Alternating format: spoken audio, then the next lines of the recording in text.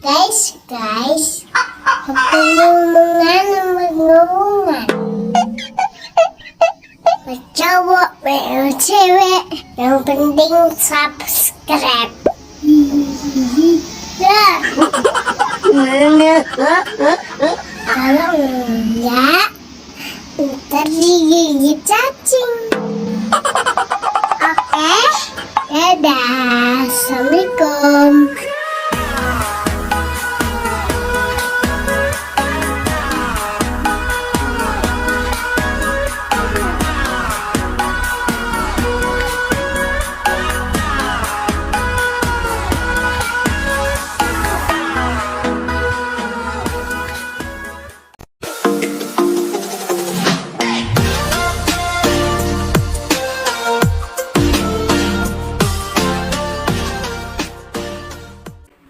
Assalamualaikum warahmatullahi ta'ala wabarakatuh. Perkenalkan, nama saya Maidatul Maghfirah, NIM 2022 50 30 98. Prodi Teknologi Informasi semester 1, Fakultas Sains dan Teknologi Universitas Ibrahimi. Dalam kesempatan kali ini saya akan menjelaskan tentang jenis kalimat. Sebelum pada inti jenis kalimat, saya akan menjelaskan ciri-ciri sifat karangan. Karena sebelum mengarang, apalagi karangan ilmiah, seseorang harus paham terlebih dahulu mengenai apa itu karangan dan jenis-jenisnya. Selain itu, harus pula dipahami bahwa karangan non-ilmiah, semi-ilmiah, dan ilmiah.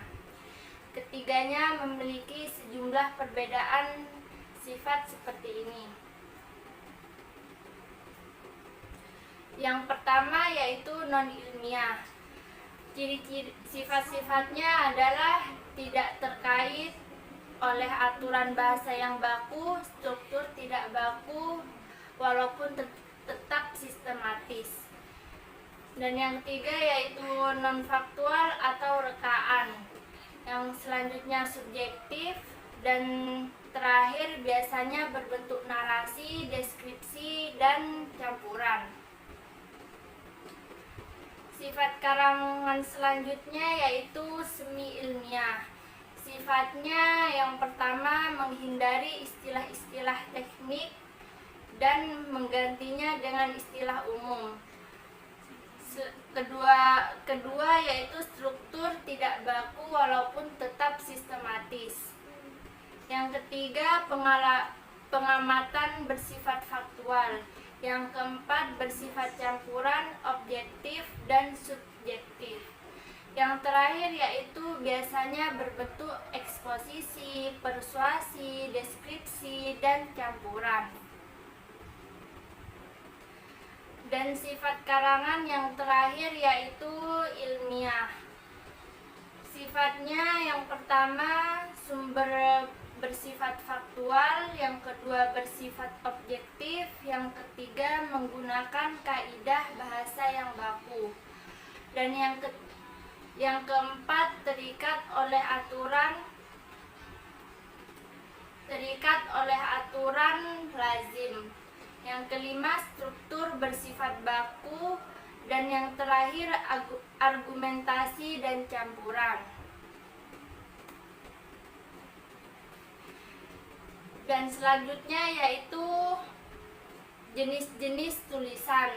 Yang pertama ada jenis tulisan eksposisi.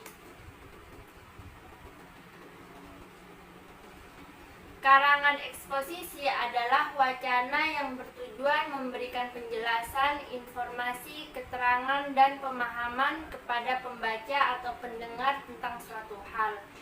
Sebuah tulisan ekspositoris semata-mata hanya memberikan informasi, tidak bertujuan lain, seperti misalnya berpromosi atau menggiring pembaca agar setuju dengan apa yang dijelaskan di dalamnya.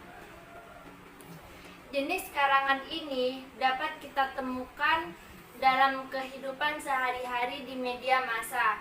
yaitu seperti berita politik, berita kriminal, atau lainnya.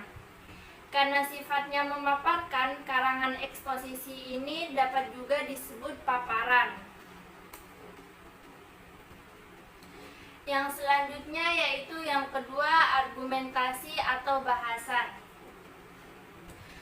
Argumentasi ini bertujuan untuk meyakinkan atau mengubah pendapat pembaca atas suatu pendapat, ideologi, doktrin, sikap, atau tingkah laku tertentu.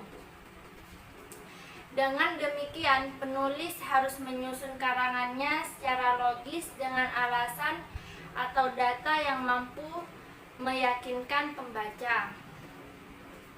Selanjutnya yaitu persuasi atau ajakan.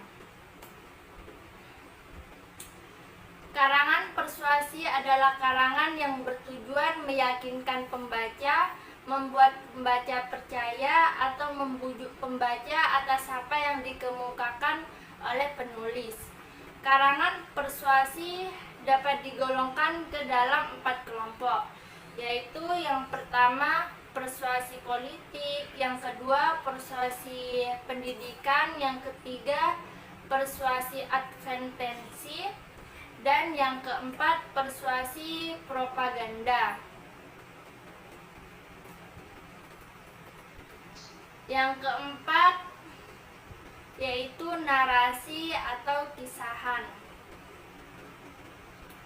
Narasi atau kisahan adalah karangan yang menceritakan sesuatu baik berdasarkan pengamatan maupun pengalaman secara runtun. Narasi terdiri atas 2 sifat, yaitu yang pertama, narasi ekspositoris atau narasi faktual, dan yang kedua narasi sugesti atau narasi berplot. Narasi ekspositoris atau narasi faktual adalah yang bertujuan memberi informasi kepada pembaca agar pengetahuan yang bersangkutan bertambah luas. Dan narasi sugesti atau narasi berplot yaitu adalah narasi yang ditujukan memberikan makna kepada pembaca melalui imajinasinya. Dan yang terakhir yaitu deskripsi atau lukisan.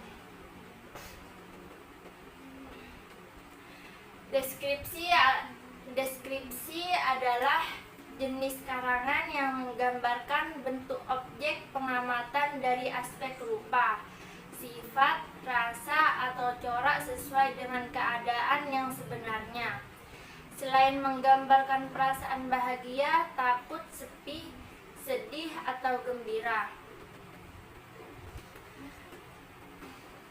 Ada 2 pendekatan yang bisa diambil oleh penulis dalam mendeskripsikan sesuatu, yaitu pendekatan realistis, pendekatan impresionistis. Pendekatan realistis yaitu penulis yang bertindak sebagai tukang potret yang memotret sebuah objek melalui kameranya. Dan yang kedua yaitu pendekatan impresionistis adalah bertujuan menimbulkan kesan dalam diri pembaca sesuai dengan impresi penulis karena pelukisan bertolak dari sudut pandang penulis.